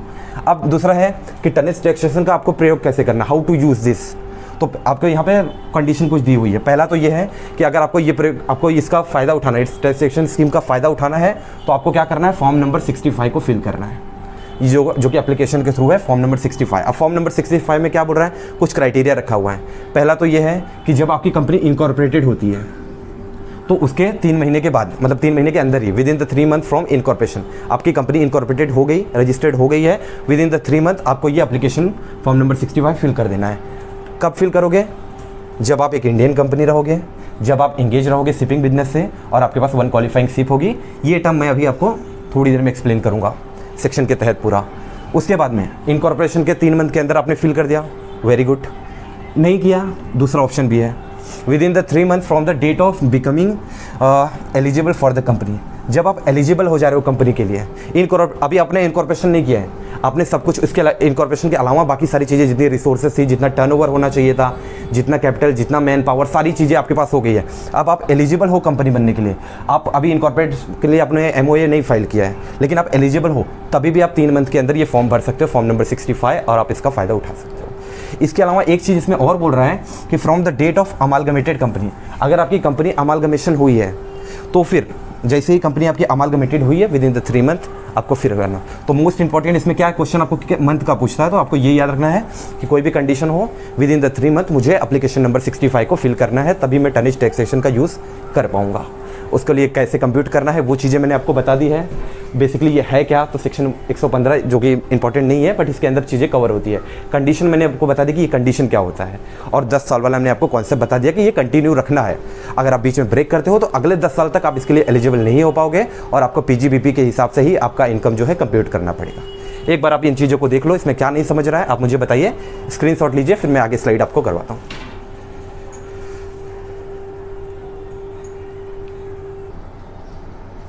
चलो गाइस, आई होप आप लोगों ने स्क्रीनशॉट उसका ले लिया होगा। मैंने जो आपको फीचर्स बता दिए, टैक्सेशन कैसे कंप्यूट किया जाता है, किन लोगों को एलिजिबिलिटी क्राइटेरिया क्या है, क्या वो 3 कंडीशन थी, इंडियन कंपनी होनी चाहिए, फिशिंग रिलेटेड होनी चाहिए थी, एंड सारी चीज़ें। अभी मैंने क्या चीज़ें आपको बताई थी, एक तो जो मैंने तीसरी कंडीशन आपको बताई थी कि क्वालिफाइंग शिप होनी चाहिए, लेकिन मैंने उसको आपको बताया था कि क्वालिफाइंग शिप का क्राइटेरिया कैसे है या क्वालिफाइंग कंपनी कैसे है, वो आपको कैसे पता चलेगा। तो वो चीज़ें आप यहाँ पे आप देखिए, जो क्वालिफाइंग कंपनी कैसे आपको पता चलेगी, वो सेक्शन 115 VC के अंदर बताया गया है। अगेन इस टॉपिक से सेक्शन इंपॉर्टेंट नहीं है, तो सेक्शन आप नहीं भी याद करोगे तो भी चलेगा, ये आपके अंडरस्टैंडिंग के लिए मैंने ये चीज़ें लिखी हुई है। क्वालिफाइंग कंपनी क्या है, तो पहले तो इंडियन कंपनी होनी चाहिए, उसके बाद में प्लेस ऑफ इफेक्टिव मैनेजमेंट जो है वो इंडिया का ही होना चाहिए, ये तो बेसिक है। उसके बाद में क्या है, have at least one qualifying ship. Again ये भी वही बात कर रहा है, क्वालिफाइंग शिप। अब क्वालिफाइंग शिप है क्या, वो हम नीचे देखेंगे। तो अभी आपको याद रखिए कि क्वालिफाइंग शिप होनी चाहिए, इंडियन कंपनी होनी चाहिए, इफेक्टिव मैनेजमेंट जो इसका प्रिंसिपल है वो भी इंडिया का ही में ही होना चाहिए, और इसका मेन ऑब्जेक्टिव जो होना चाहिए शिप को ऑपरेट करना होना चाहिए। यानी आपके पास अगर शिप है, आप एक इंडियन अभी मान लो मैं एक इंडियन कंपनी हूँ, मेरे पास शिप है, लेकिन मैं उस शिप से क्या कर रहा हूँ, मैं कुछ गुड्स को यहाँ से ले जाके किसी और कंट्री में एक्सपोर्ट कर रहा हूँ, तो मैं टनेज टैक्सेशन नहीं ले सकता हूँ। मेरा मेन बिजनेस होना चाहिए शिप को ऑपरेट करना, उसे चलाने वाला, वो शिप मेरी होनी चाहिए, मैं सिर्फ चलाने का काम करूँ, उसके अंदर क्या माल जा रहा है, किसको दे रहा हूँ, वो उससे मेरा लेना देना नहीं है। तो मेन अपना जो मेन ऑब्जेक्टिव है टू ऑपरेट शिप, शिप को चलाना मेरा काम है। मैं आप कुछ गुड्स ले जाके कहीं और दे रहा हूँ तो उस पर मुझे नहीं भरना है टैक्सेशन, ठीक है। तो ये मेन ऑपरेट शिप होना चाहिए। अब आप बोलोगे कि सर एक एग्जांपल से आप समझो इस चीज़ को, कि ये ए कंपनी है, ए कंपनी के पास बहुत सारी ना शिप है, ये मान लीजिए ए कंपनी के पास बहुत सारी शिप है। अब कोई बी पर्सन आता है ए के पास, बोलता है कि मुझे कुछ गुड्स हैं जो यूएसए में मुझे एक्सपोर्ट करना है। तो ए क्या करता है, ए अपनी शिप देता है, इसके अंदर उसका माल लोड होता है, और उसके बाद में ये शिप जाती है यूएसए, समझिए यूएसए में हो रहा है, तो यूएसए में वो एक्सपोर्ट कर रहा है। तो जो प्रोडक्ट के ऊपर जो टैक्सेस चार्ज होगा वो तो बी भरेगा ना, बी ओनर है ना उस चीज़ का, तो बी इंपोर्ट एक्सपोर्ट कर रहा है वो बी करेगा। ए हम किसकी बात कर रहे हैं, हम बात कर रहे हैं शिप के ओनर की, और हम टैक्स किस पे भरेंगे, शिप का जो वजन होगा। अब वजन के ऊपर भी हम आएंगे। तो ये होगी क्वालिफाइंग कंपनी। क्वालिफाइंग कंपनी का क्राइटेरिया मैंने आपको बता दिया, Indian company, place of effective management India का होना चाहिए, वन क्वालिफाइंग शिप होनी चाहिए, शिप हमने नीचे देखेंगे, मेन ऑब्जेक्ट क्या है, ऑपरेटिंग शिप होना चाहिए। हाँ, उसके बाद में अब क्वालिफाइंग शिप क्या है, क्वालिफाइंग शिप है, और उसके लिए क्वालिफाइंग शिप का क्राइटेरिया क्या है, पहला तो है सी गोइंग शिप और वेसल 15 नेट टनेज, यानी जो आपका जहाज है उसका वजन जो है वो 15 नेट टनेज होना चाहिए। 1 टन बराबर हम सब जानते हैं 1000 किलो, तो 15 नेट टन की बात करा, यानी आपका जो शिप है उसका वजन 15000 किलो होना चाहिए। उससे कम है तो आप इसमें नहीं आते हो, 15000 किलो या उससे ज़्यादा है देन आप उस क्राइटेरिया में आते हो। दूसरा है registered in India and have licence to operate, India की ही कंपनी रजिस्टर्ड होनी चाहिए तभी वो इंडियन कंपनी बनेगी, ये तो सर हम बेसिक से जानते हैं, लेकिन लाइसेंस आपको ऑपरेट करने के लिए होना चाहिए, ठीक है। तीसरा क्या है, सर्टिफिकेट आपके पास होना चाहिए जो कि आपको गवर्नमेंट ही, स्पेशली गवर्नमेंट ही प्रोवाइड करेगी, जो इंडिकेट करना चाहिए आपके नेट टनेज को, ठीक है। तो ये क्राइटेरिया हो गया आपका शिप क्वालिफाइंग शिप और क्वालिफाइंग कंपनी मैंने बता दिया। अब इसके अंदर कुछ चीज़ें हैं ना जो एक्सक्लूड की गई है, इंक्लूड वाली चीज़ें तो हम कब से देख रहे हैं, पीछे भी हमने पुराने स्लाइड में भी देखा, अभी भी हम देख रहे हैं। अब कुछ चीज़ें हैं जो एक्सक्लूड कर दी गई, वो क्या चीज़ें हैं, पहला है अगर कोई सी गोइंग शिप यानी जो पानी में जहाज जा रही है उसका मेन पर्पज़ है किसी यूज़ प्रोविज़न ऑफ गुड्स, जैसा मैंने आपको स्टार्टिंग में ही बताया, अगर कोई पानी की जहाज है जिसका मेन पर्पज़ है कि गुड्स को यहाँ से मूव करके कहीं और लेके जाना है, तो फिर गुड्स एंड सर्विस रिलेटेड कोई भी चीज़ें हैं तो ये चीज़ें इंक्लूड नहीं होती है, ठीक है गाइस। एक मिनट, हाँ, यहाँ गुड्स एंड सर्विस वाली जो चीज़ें हैं ये इसके अंदर इंक्लूड नहीं होती, क्योंकि हम तो शिप के बारे में पढ़ रहे हैं, हम शिप के ऊपर टैक्सेशन कर रहे हैं, उसके वेट के ऊपर कर रहे हैं, कैरिंग कैपेसिटी की बात हो रही है यहाँ पे, गुड्स एंड सर्विस वो हमारा इसमें नहीं है, तो ये चीज़ें इसमें एक्सक्लूड की जाती है। दूसरा, फिशिंग वेसल, कुछ जहाज नहीं होते कि जो मछुआरे होते हैं वो समुद्र में जाते हैं, बीच में वहाँ से बहुत सारी मछलियों का शिकार करते हैं, मछलियाँ शिप में रख के लेके आते हैं, तो अगर आपका पर्पज़ है कि मछलियों के व्यापार करना या उसे पकड़ना, तो भी ये इसके अंदर नहीं आता है। तीसरा है फैक्ट्री शिप, फैक्ट्री रिलेटेड अगर आप कुछ आपका रॉ मटेरियल हो गया या आपका कुछ फिनिश गुड्स है एक्सपोर्ट आप कर रहे हो, वो भी चीज़ें इसके अंदर नहीं आती है। क्राफ्ट रिलेटेड चीज़ें हो गई आपकी, रिवर फेरिस रिलेटेड चीज़ें हो गई, इंस्टॉलेशन रिलेटेड आपके प्रोडक्ट्स हो गए, एंड लास्ट में क्या आ रहा है, अ क्वालिफाइंग शिप। अब ये देखिए, ये सेंटेंस याद रखिएगा, अ क्वालिफाइंग शिप, स्टार्टिंग में ही बोल रहा है कि ये जो है ये क्वालिफाइंग शिप है, यानी ये सारी क्राइटेरिया फुलफिल कर रहा है, तो एक्सक्लूड में क्यों है, क्योंकि ये बता रहा है कि क्वालिफाइंग शिप है बट इसको यूज़ किया जा रहा है 30 दिन से ज़्यादा, किस लिए यूज़ किया जा रहा है, फिशिंग के लिए।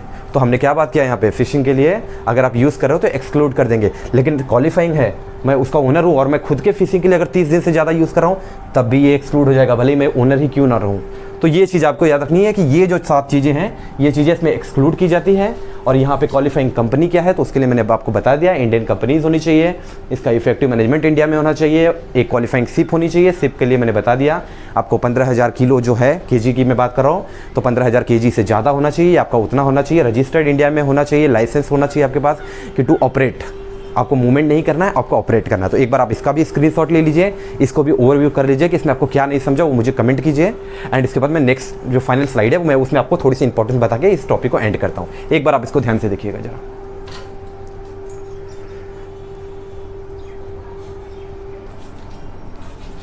सो गाइस, वहाँ तक आपको समझा, आपने स्क्रीनशॉट ले लिया है।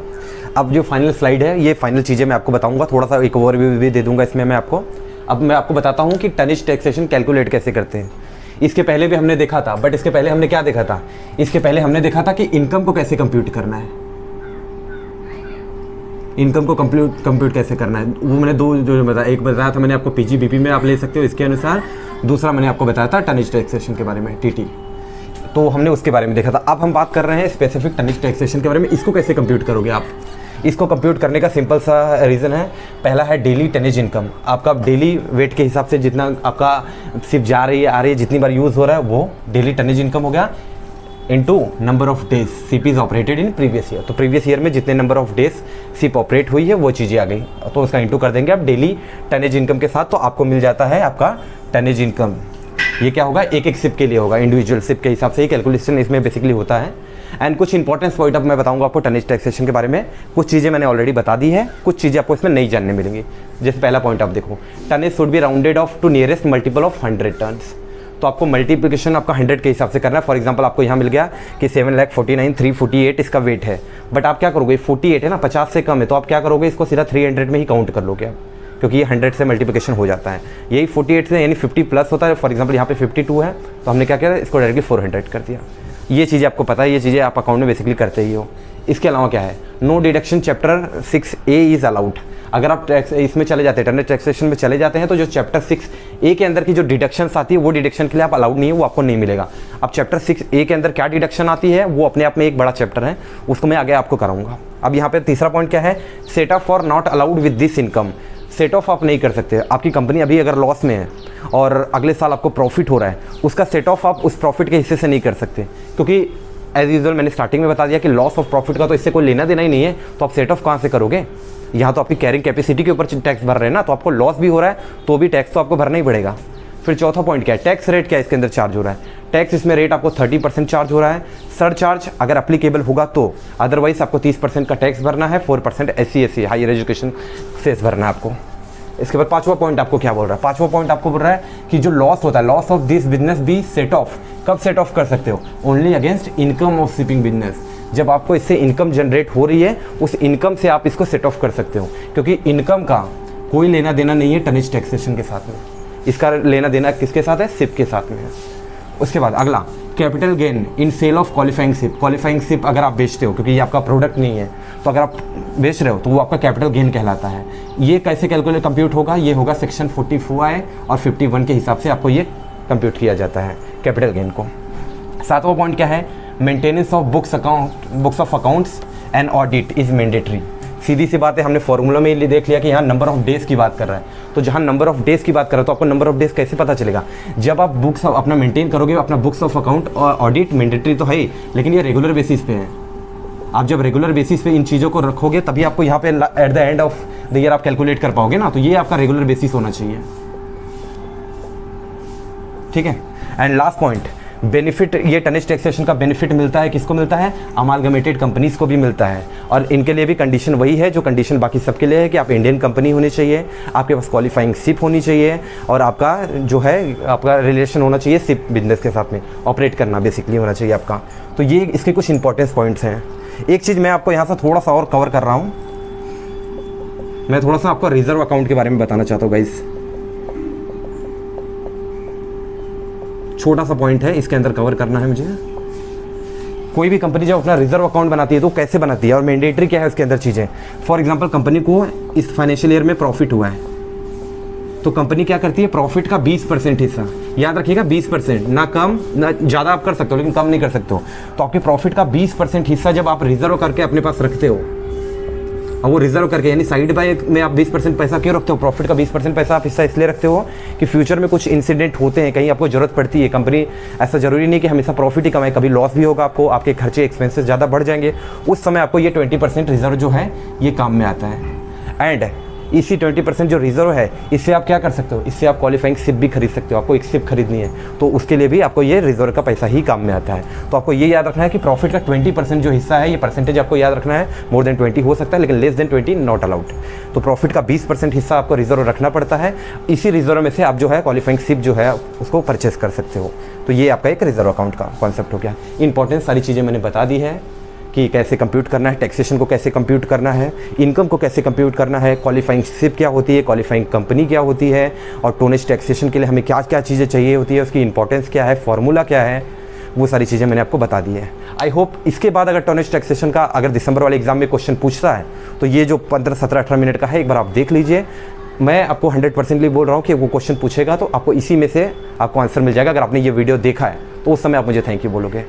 ठीक है गाइस, आज के लिए बस इतना ही, कुछ रहेगा आगे तो फिर आप मुझे कमेंट कीजिए। अगर कोई डाउट अगर आपको आता है तो नेक्स्ट लेक्चर में आपका डाउट क्लियर कर दूंगा।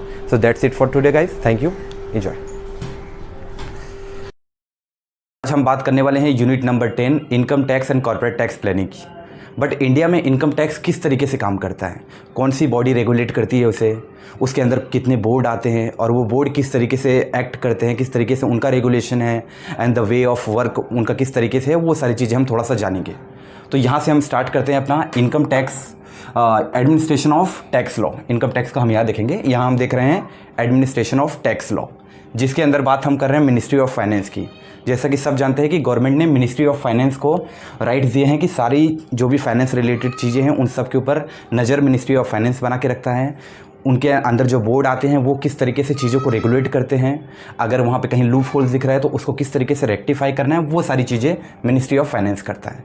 तो मिनिस्ट्री ऑफ फाइनेंस के अंदर एक डिपार्टमेंट बनाया गया है, department of revenue. And department of revenue क्या करता है, फर्दर उसने 2 बोर्ड का निर्माण किया है। एक है CBDT, आपका CBDT यानी central board of direct tax, इसके अंदर ये बात कर रहा है डायरेक्ट टैक्स की। एंड दूसरी जो इसका बोर्ड है वो है central board of indirect tax custom, जो कि बात करता है इनडायरेक्ट टैक्स की। अब हम फर्दर एक यहाँ पे चीज़ें जानते हैं कि टैक्स भी 2 प्रकार के होते हैं। एक होता है आपका डायरेक्ट टैक्स, दूसरा होता है आपका इनडायरेक्ट टैक्स। इसके एग्जाम्पल की अगर मैं बात करूँ डायरेक्ट की, तो यहाँ पे आप इनकम टैक्स ले लीजिए।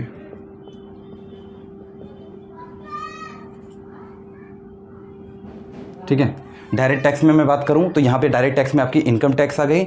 इनडायरेक्ट टैक्स में मैं बात करूं तो कंज्यूमेबल गुड्स की बात करूंगा, जो कंज्यूमर जाके दुकान से खरीदता है। अब डायरेक्ट टैक्स में इनकम टैक्स किस तरीके से, जैसे आपको इनकम, आप कहीं से सैलरी अर्न कर रहे हैं, आपने जॉब किया, सैलरी अर्न की है, वो सैलरी फॉर द इंडिविजुअल क्या है, वो इनकम है। तो उस इनकम के ऊपर जो टैक्स चार्ज होता है वो तो डायरेक्टली चार्ज होता है, इसीलिए इनकम टैक्स हमेशा डायरेक्ट में आता है। और हमारी जो भी पूरी वार्तालाप होगी, जो भी हमारा कन्वर्जेशन होगा, वो पूरा चैप्टर इसी के ऊपर आधारित है।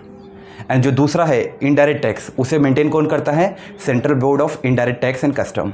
और यहाँ पे कंज्यूमेबल गुड्स की बात हो रही है। जैसे एज अ कंज्यूमर अगर मैं दुकान से कोई चीज़ परचेस करता हूँ तो उस गुड्स का जो मैं प्राइस पे कर रहा हूँ, ऑलरेडी उस प्राइस में टैक्स इंक्लूडेड है, बट वो कैसा है, इनडायरेक्टली इंक्लूड है। इसीलिए कंज्यूमेबल गुड्स हमेशा इनडायरेक्ट में आता है और डायरेक्ट में आपका एग्जाम्पल आता है टैक्स। अच्छा, डायरेक्ट टैक्स के ऊपर एक चीज़ और आप जान लीजिए, जो आपका डायरेक्ट टैक्स होता है वो आपका प्रोग्रेसिव इन नेचर होता है। कैसा होता है आपका, प्रोग्रेसिव इन नेचर। तो आप प्रोग्रेसिव नेचर का बोल सकते हैं। और जो आपका इनडायरेक्ट टैक्स है ये कैसा होता है, ये होता है रिग्रेसिव इन नेचर। ये होता है आपका रिग्रेसिव नेचर का। ठीक है, अब प्रोग्रेसिव नेचर कैसा होता है, जैसे जैसे आपकी इनकम बढ़ेगी, इनकम कम तो कभी नहीं होती, इनकम हमेशा बढ़ती है, ये हम सब जानते हैं। तो जैसे जैसे आपकी इनकम बढ़ेगी उसी तरीके से आपका टैक्स भी बढ़ता जाएगा, इसीलिए हम इसे प्रोग्रेसिव इन नेचर कहते हैं। और रिग्रेसिव इन नेचर की जब हम बात करें तो वो फिक्स होता है, क्योंकि आप जब दुकान पे कुछ आप गुड्स खरीदने जा रहे हैं, फॉर एग्जांपल मैं चॉकलेट का एग्जांपल लेता हूँ, आप दुकान पे जा रहे हैं चॉकलेट खरीदने, तो वो चॉकलेट आपको भी 1 रुपये की मिलेगी, दूसरों को भी 1 रुपये की मिलेगी। तो इसके लिए ये क्या होता है, रिग्रेसिव इन नेचर होता है और ये प्रोग्रेसिव होता है। तो ये कुछ इस तरीके से हमारे इंडिया में जो टैक्स का, जो इनकम टैक्स की बॉडी बनाई गई है, जिस तरीके से रेगुलेट किया जाता है, जिस तरीके से चार्ज किया जाता है, ये एक छोटा सा विवरण है उस चीज़ का। अब हम स्पेसिफिक बात करेंगे कि इनकम टैक्स इंडिया में इम्पोज कैसे किया जाता है, चार्ज कैसे किया जाता है, या उसके रूल्स एंड रेगुलेशन और सेक्शन की बात किस तरीके से किस यूनिट में की गई है। ठीक है, अब यहाँ पे आप देखिए आर्टिकल, 1 मिनट में दूसरा मार्कर ले लेता हूँ ताकि आप लोगों के लिए थोड़ा हाईलाइट कर पाओ चीज़ों को। अब यहाँ पे हम देखेंगे आर्टिकल 246 की बात कर रहा है और शेड्यूल 7 की बात कर रहा है। ये कहना चाह रहा है कि जो आपका इनकम टैक्स की चीज़ें हैं, सब्जेक्ट जो ऑफ लॉ है, जो सारी लॉ रिलेटेड है, वो चीज़ों को 3 कैटेगरीज में बांटा गया है। वो 3 कैटेगरीज क्या है, जो 7 शेड्यूल में जो लॉ है उसको 3 कैटेगरी में बांटा गया है। वो 3 कैटेगरी क्या है, पहला बात कर रहा है आपकी यूनियन लिस्ट के बारे में, अब यूनियन लिस्ट क्या है? यूनियन लिस्ट क्या है? अंदर एंट्री नंबर 82 में सारे इनकम टैक्स रिलेटेड जो लॉज हैं उसकी बात की गई है, लेकिन एक चीज़ को छोड़ के, और वो चीज़ क्या है? Agriculture income.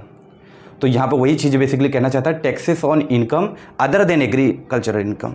एग्रीकल्चर इनकम को छोड़ के बाकी जितनी भी इनकम हो रही है उनके ऊपर किस तरीके से टैक्स चार्ज करना है, वो सारी लॉ, वो सारे सेक्शन, वो सारे रेगुलेशन की बात कर रहा है यूनियन लिस्ट, और वो भी किस में? एंट्री नंबर 82 में। तो अब सर आपके मन में एक डाउट आएगा कि एग्रीकल्चर इनकम को छोड़ दिया तो एग्रीकल्चर इनकम की बात कहाँ पर हो रही है? तो एग्रीकल्चर की बात स्टेट लिस्ट कर रहा है एंट्री नंबर 46 में, टैक्सेस ऑन एग्रीकल्चर इनकम। यहाँ पे एग्रीकल्चर को छोड़ के बाकी इनकम की बात कर रहा था और यहाँ पे एग्रीकल्चर इनकम की बात कर रहा है। अब कुछ चीज़ें आती हैं जो आपकी यहाँ पे इंक्लूड नहीं होती और यहाँ पे भी इंक्लूड नहीं होती, तो उन चीज़ों को लिस्ट किया गया है कॉन्करेंट लिस्ट के अंदर, जिसके अंदर आपकी एजुकेशन डिपार्टमेंट्स की बात आ रही है, इंस्टीट्यूशन की बात आ रही है, आपकी हेल्थ डिपार्टमेंट और उससे रिलेटेड और भी जो चीज़ें हैं और भी जो बॉडीज़ हैं उन सबको डाला गया है कॉन्करेंट लिस्ट में, एंड ये सब कुछ 7th शेड्यूल के अंदर में आता है। तो ये आप याद रखिएगा, आर्टिकल नंबर 246 शेड्यूल 7 के अंदर ये 3 लिस्ट बना दी गई है। ये मैं बेसिकली आपकी जानकारी के लिए बता रहा हूँ, एग्जाम में आपको इसमें से क्वेश्चन नहीं पूछेगा, बट आप जब इस चीज़ों को कर रहे हैं तो थोड़ी सी चीज़ें आपको डिटेल में पता होनी चाहिए। एंड एक चीज़ और यहाँ पे जनरल के लिए आपको मैं बता रहा हूँ, मिनिस्ट्री ऑफ फाइनेंस की हम बात कर रहे हैं, तो कोई मुझे बता सकता है करंट में आपके जो है फाइनेंस मिनिस्टर कौन है? Any guesses? अगर आप लोग को पता है तो मुझे कमेंट कीजिए, फिर भी मैं आपको बता दे रहा हूँ, इस समय जो हैं वो मिसेस निर्मला सीतारमन जी हैं। निर्मला सीतारमन।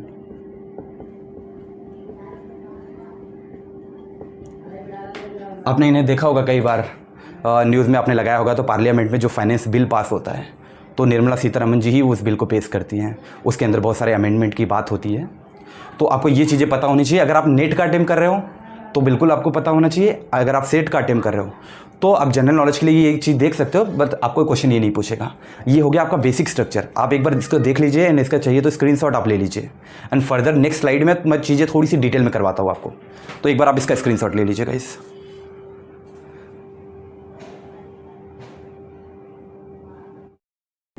तो चलिए गाइस, आई होप आपने स्क्रीनशॉट ले लिया होगा। अब थोड़ा सा हम और बेसिक में थोड़ा सा जाते हैं, ठीक है। अभी आपके टैक्स लॉ के बारे में मैंने बता दिया कि किस किस यूनिट्स के अंदर, किस किस सेक्शन के अंदर उसकी बात की गई है, ठीक है। शेड्यूल 7 भी हमने पूरा डिटेल में देख लिया। अब हम बात करते हैं टैक्स लॉ के कंपोनेंट्स क्या हैं। तो बेसिकली इसके 4 कंपोनेंट्स हैं। इनकम टैक्स हमारा एक्ट कब आया था? 1961 में आया था। उसके बाद में इनकम टैक्स एक्ट तो आ गया, अब एक्ट के अंदर जो रूल्स की बात की गई वो उसके नेक्स्ट ईयर यानी 1962 में बात की गई, एंड उसके बाद सर्कुलर आया एंड उसके बाद नोटिफिकेशन आया। लाइन वाइज हम जाते चीज़ों को। इनकम टैक्स एक्ट 1961 क्या बोल रहा है हमें? ये कह रहा है कि cover the levy of income tax in India. India में अगर किसी पर्सन या किसी इंडिविजुअल के ऊपर इनकम टैक्स किस तरीके से लेवी करेगा, उस चीज़ों के बारे में बात, वो चीज़ें कवर की गई है, उन चीज़ों के बारे में बात की गई है इनकम टैक्स 1961 में। फिर 1962 में क्या आया? तो नाम ही बता रहा है कि इनकम टैक्स रूल की बात की गई है। यहाँ पे उसने बताया कि किस इंडिविजुअल पर्सन पे लेवी होगा, यानी फॉर एग्जांपल मुझे पता चल गया कि ये पर्सन XYZ है, ये टैक्स भरेगा, ये एक्ट इसके ऊपर लेवी हो रहा है। बट रूल्स क्या है, किस तरीके से? तो ये क्या है? Formulated bye CBDT।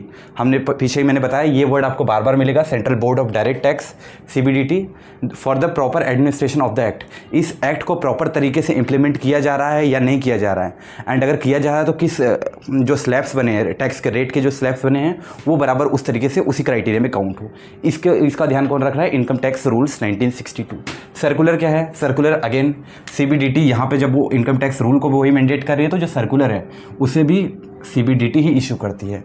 अब वो सर्कुलर किस चीज़ है? Issued by CBDT to clarify. क्या क्लेरिफाई करना चाहता है? Meaning and scope of certain provision of the act. कुछ ऐसे एक्ट हैं जो थोड़े से डिफ़िकल्ट मोड में हम कह सकते हैं कि एज ए इंडिविजुअल पर्सन को समझ में नहीं आ रहा, तो उसे एक्सप्लेन करने के लिए, क्योंकि जो टैक्स रिलेटेड पर्सन है, जो टैक्स फॉर एग्जांपल ऑडिटर हो गया, आपका अकाउंटेंट हो गया, आपके CA हो गए, इन सभी को तो ये टर्म पता है क्योंकि उन्होंने उसी के बारे में एजुकेशन ली है।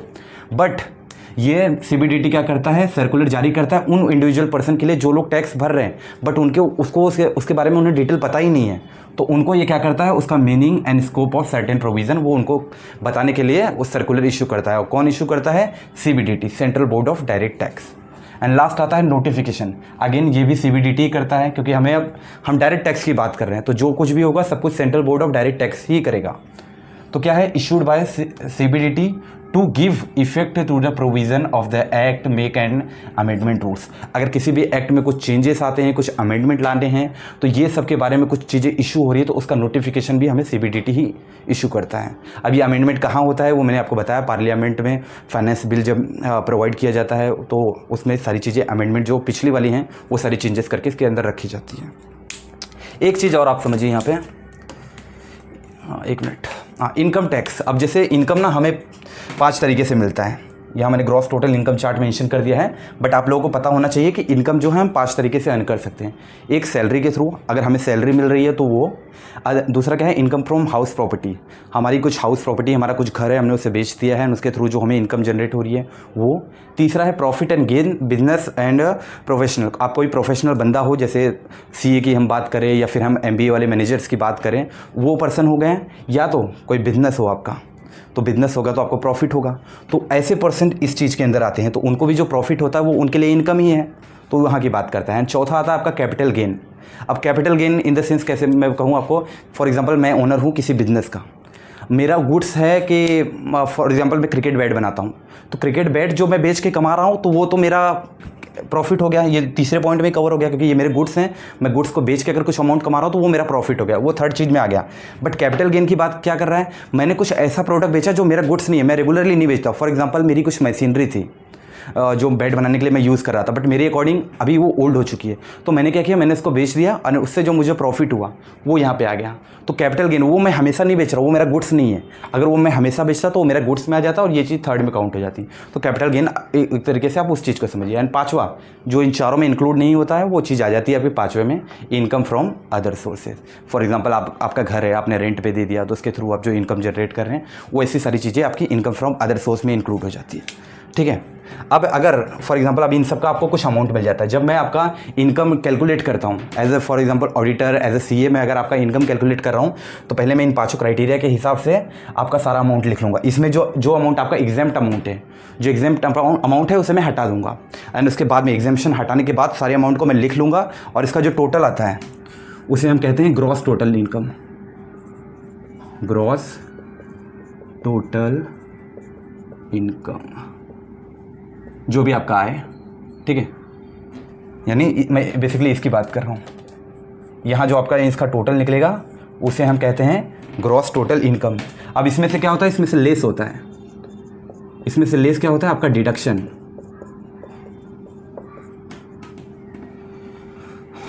आपका लेस होगा deduction under section 80C and 80U। 80C and 80D के अंदर जो डिडक्शन आते हैं वो डिडक्शन आप लेस करेंगे ग्रॉस टोटल इनकम में से, तब आपको जो मिलता है वो आता है आपका टोटल इनकम। एंड ये जो टोटल इनकम का अमाउंट आएगा बेसिकली इसी के ऊपर आपको टैक्स भरना पड़ेगा। तो आपका ये 5 इनकम में आपने डिवाइड कर दिया, एग्जेम्पशन हटाने के बाद इन 5 में डिवाइड कर दिया, टोटल आपका ग्रॉस टोटल इनकम आ गया, उसमें से आपने लेस कर दिया डिडक्शन, जो बेनिफिट आपको डिडक्शन मिल रहे हैं 80C यानी 80U के अंदर, उसके बाद में आता है आपका टोटल इनकम अमाउंट। और ये जो टोटल इनकम अमाउंट आया है उसी के ऊपर आप टैक्स भरेंगे, क्योंकि सारा एग्जेम्पशन एंड डिडक्शन सब कुछ लेस होने के बाद। तो हमने यहाँ पे टैक्स लॉ के हमने कंपोनेंट देख लिए, मैंने आपको ग्रॉस टोटल इनकम की सारे किस किस हेड में कैसे चीज़ें कैलकुलेट होती है वो चीज़ें मैंने आपको बता दी, एंड इसके पहले हमने कुछ टर्म्स देख लिए। एंड लास्ट में अब एक फाइनल स्लाइड में आपको थोड़ा सा ACC क्या होता है या असेसमेंट ईयर क्या होता है, फाइनेंशियल ईयर क्या होता है, वो थोड़ा सा कॉन्सेप्ट में एक्सप्लेन करके इस टॉपिक को हम एंड करेंगे। तो एक बार आप इसका स्क्रीनशॉट ले लीजिए, इसमें क्या डाउट आ रहा है आप मुझे कमेंट कीजिए, मुझे कमेंट में बताइए, and later on next lecture में मैं उस डाउट को क्लियर करूँगा। एंड इसके बाद एक फाइनल स्लाइड में मैं आपको समझा दूंगा, एंड उसके बाद हम इस टॉपिक को एंड करेंगे। तो एक बार आप इसका स्क्रीनशॉट ले लीजिए गाइस।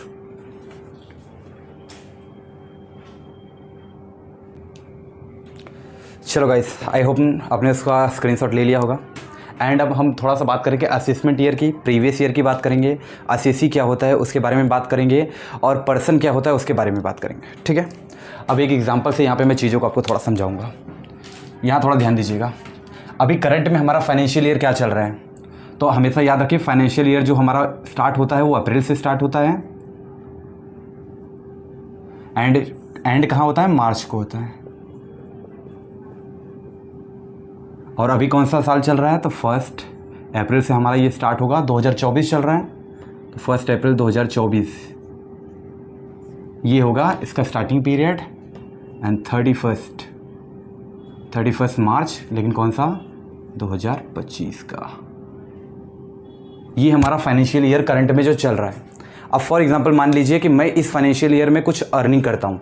मेरी समझिए एक कंपनी है एंड ये पूरे साल 1 अप्रैल 2024 से लेके 31 मार्च 2025 तक अगर मैं कुछ अर्निंग कर रहा हूँ तो यहाँ पे समझिए मैं प्रॉफिट अर्न कर रहा हूँ। ये पूरा मेरा अर्निंग पीरियड है।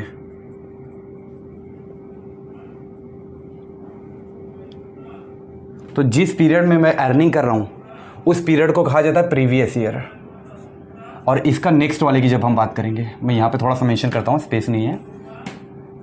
जब इसका नेक्स्ट वाले की मैं बात करूँगा, यानी मैं बात कर रहा हूँ 1 अप्रैल 2025 से लेके 31 मार्च 2026 की, ये मेरा क्या होगा, ये असेसमेंट ईयर होगा। यानी प्रीवियस ईयर में मैंने जो प्रॉफिट कमाई है उसके नेक्स्ट फाइनेंशियल ईयर जो असेसमेंट ईयर होगा, एक्चुअल में यहाँ पे मेरा असेसमेंट होगा। मैंने अभी तो मैं कमा रहा हूँ ना, कमाने के बाद जब मैं नेक्स्ट फाइनेंशियल ईयर में जाऊँगा तब वहाँ पे मेरा असेसमेंट होगा कि मैंने कितना प्रॉफिट कमाया था, मुझे कितना टैक्स भरना है। तो उसे ही कहा जाता है assessment year.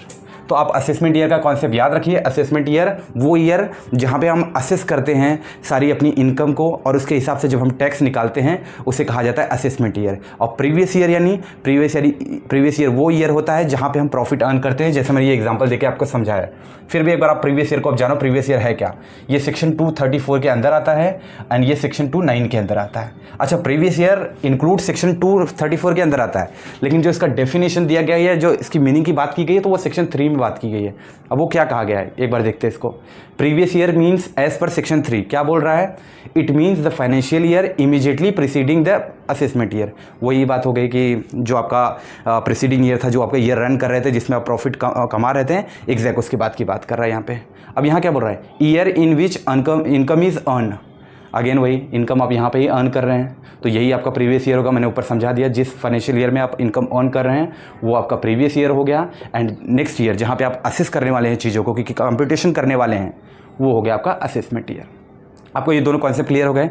Assessment year, previous year जिस फाइनेंशियल ईयर में आप इनकम जनरेट करें, प्रीवियस ईयर।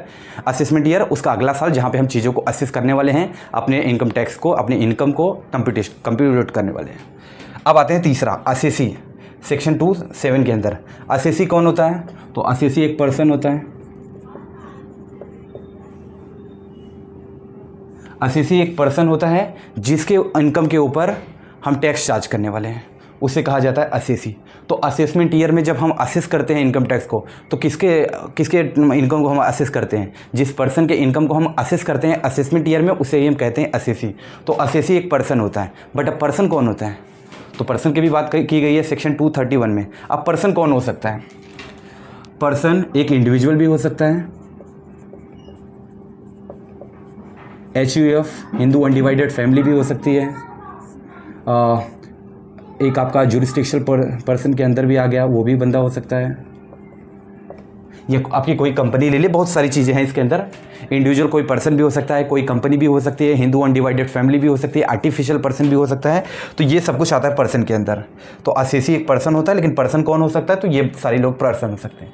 अब यहाँ पे ना एक थोड़ा सा चीज़ देखिए, यहाँ पे तो हमने कॉन्सेप्ट पढ़ लिया असेसमेंट ईयर, प्रीवियस ईयर का कॉन्सेप्ट हमने पढ़ लिया कि असेसमेंट ईयर क्या होता है, प्रीवियस ईयर क्या, प्रीवियस ईयर जहाँ हम प्रॉफिट कमा रहे हैं, असेसमेंट ईयर हम नेक्स्ट ईयर असेस करें।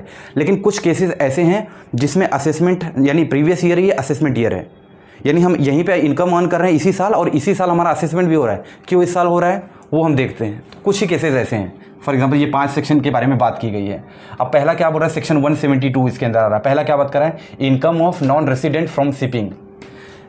यानी एक नॉन रेसिडेंट पर्सन है, उसको इनकम जनरेट हो रही है शिपिंग से, तो वो जहाँ पे अर्न कर रहा है इसी साल अर्न कर रहा है, इसी साल उसे असेस करके उसको भरना पड़ेगा टैक्स, क्योंकि वो नॉन रेसिडेंट है।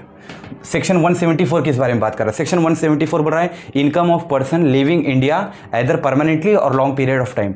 मतलब वो इंडिया का रेसिडेंट है, इंडिया में अर्निंग कर रहा है और इसी साल उसने अर्निंग की इसी फाइनेंशियल ईयर में, बट वो इंडिया छोड़ के जाने वाला है, या तो परमानेंटली जा रहा है या लॉन्ग पीरियड ऑफ टाइम के लिए जा रहा है। तो एक बार अगर वो चला गया तो हम उससे टैक्स कैसे लेंगे, क्योंकि हमें नहीं पता ना वो नेक्स्ट ईयर आएगा कि नहीं आएगा। तो नेक्स्ट ईयर उसका असेसमेंट नहीं करेंगे हम, इमीडिएटली प्रीसीडिंग ईयर जो ईयर चल रहा है प्रीवियस ईयर में ही हम उसका असेसमेंट कर लेंगे। तो इस केस में भी आपका जो प्रीवियस ईयर है is equal to assessment year, ये दोनों ही बन जाता है। तो पहला केस सेविंग वाला हो गया, दूसरा केस रेसिडेंट छोड़ के जा रहा है। तीसरा देखते हैं 174A की बात की, यहाँ 174 था, यहाँ 174A की बात की गई है। Income of association of person, कोई एसोसिएशन ऑफ पर्सन है उसके इनकम की बात करेंगे, या किसी बॉडी ऑफ इंडिविजुअल की बात करें, या फिर आर्टिफिशियल जुरिस्डिक्शनल पर्सन, कानून के अंतर्गत आ रहा है, लीगल एंटिटी हम बोल सकते हैं, फाउंड बाय शॉर्ट ड्यूरेशन, छोटे पीरियड के लिए बनाया गया है। तो कोई एसोसिएशन ऑफ पर्सन यानी किसी रूल्स के अंदर कोई बॉडी बनाई गई है एक छोटे से पीरियड के लिए, तो फिर सीधी बात है शॉर्ट ड्यूरेशन के लिए हो सकता है, तो वो हो सकता है उसी ईयर में क्रिएट हो एंड उसी ईयर में डिसॉल्व कर दिया जाए। इसीलिए इस केस में भी हमारा प्रीवियस ईयर ही जो है असेसमेंट ईयर बन जाएगा। सेक्शन 175 क्या कर रहा है, income of person trying to alienate his assets with a view of avoiding payment of tax. तो साफ साफ यहाँ पे अपना पर्सन जो है वो अवॉइड करना चाह रहा है टैक्स को, तो ये तो सेंटेंस ही पढ़ के आपको समझ में आ गया है कि उसको यहीं पे चार्ज करना पड़ेगा। सेक्शन 176 क्या बात कर रहा है, income of discontinued business. Normally हम ये एजम्पशन मान के चलते हैं कि जो बिजनेस होता है वो लॉन्ग पीरियड होता है, कंटिन्यूस इन नेचर होता है, तो कंटिन्यू मतलब लॉन्ग पीरियड के लिए जाएगा, हम ये मान के चलते हैं। लेकिन जब हमें पता है कि कोई ऐसा बिजनेस है जो डिसकंटिन्यूड होने वाला है, यानी अगले साल तक शायद वो चले ही ना, इसी साल शायद वो बंद हो जाए, तो हम अगले साल तक तो उसका वेट नहीं कर सकते ना कि हम जाएँ उसका टैक्स चार्ज करें, देन वो कहे कि हमारी कंपनी बंद हो गई है, हम बैंक करप्ट हैं, तो इसमें गवर्नमेंट का लॉस है ना। तो इस केस में भी गवर्नमेंट क्या करती है, प्रीवियस ईयर को ही असेसमेंट ईयर माना जाता है और यहीं आपका असेसमेंट होता है, इसी ईयर में आपको टैक्स भरना पड़ता है। तो ये सारी चीज़ें अभी हमने देख ली।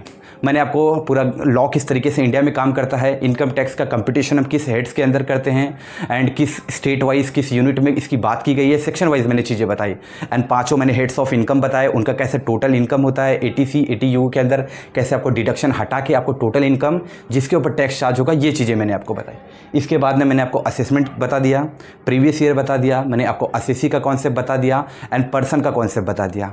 कुछ ऐसे भी एक्सेप्शन है, ये याद रखिएगा, ये एक्सेप्शन है, कुछ ऐसे भी एक्सेप्शन है जहाँ पे प्रीवियस ईयर ही असेसमेंट ईयर बन जाता है। वो भी 5 कंडीशन है, 172, 174, 174A एंड 175 एंड 176। तो ये चीज़ें भी मैंने आपको क्लियर कर दी। आई होप यहाँ से आपका बेसिक क्लियर हो गया होगा। अब नेक्स्ट लेक्चर जब हम बात करेंगे तो हम रेसिडेंशियल स्टेटस देखेंगे कि हमें कैसे पता चलेगा कि ये पर्सन इंडिया का तो है बट इंडियन रेसिडेंट की क्राइटेरिया में फुलफिल हो रहा है, ऑर्डिनरी है या नॉन ऑर्डिनरी है, वो हम रेसिडेंशियल स्टेटस में देखेंगे एंड उसी के हिसाब से हम कंप्यूटेशन ऑफ टोटल इनकम देखेंगे और एक एक डिडक्शन को धीरे धीरे जैसे लेक्चर्स होते जाएंगे तो हम एग्जेम्पशन और डिडक्शन को भी एकदम बारीकी से एकदम जानेंगे उससे। तो आई होप आज का लेक्चर आप लोगों को समझ में आ गया होगा एंड आप लोग इसका भी चाहिए तो एक बार स्क्रीनशॉट ले लीजिए and thank you guys, that's it for today, stay tuned for the next lecture, thank you.